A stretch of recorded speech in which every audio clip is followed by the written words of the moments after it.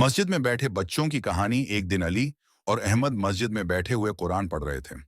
दोनों बच्चे बहुत मेहनत से तलावत कर रहे थे, लेकिन अहमद थोड़ी देर बाद थक हो गया और बोला, अली, मुझे समझ नहीं आता कि कुरान को इतनी मेहनत से क्यों पढ़ना चाहिए।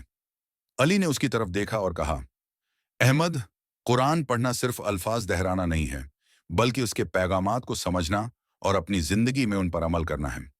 इसी दौरान मस्जिद के इमाम साहब दाखिल हुए और दोनों बच्चों के पास आकर बैठ गए। इमाम साहब ने मुस्कुराकर कहा, तुम दोनों यहाँ क्यों बैठे हो? अली ने जवाब दिया, हम कुरान पढ़ रहे हैं। लेकिन अहमद को समझ नहीं आ रहा कि उसकी इतनी अहमियत क्यों है। इमाम साहब ने हिंसते हुए कहा, कुरान अल्लाह का कलाम है और ये हमारी जिंदगी का रहनुमा है।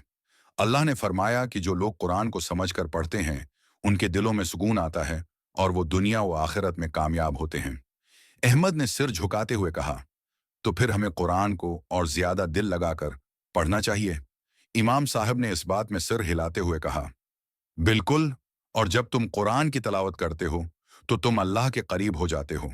यही तुम्हारी जिंदगी का मकसद होना चाहिए कि तुम अल्लाह की रिजा और हदायत की तलाश में रहो। अली और अहमद दोनों इमाम साहब की बातों को सुनकर बहुत मुतासिर हुए और उन्होंने फैसला किया कि वो रोजाना कुरान की तलावत करेंगे और उसकी तालीमात पर अमल करने की पूरी कोशिश करेंगे।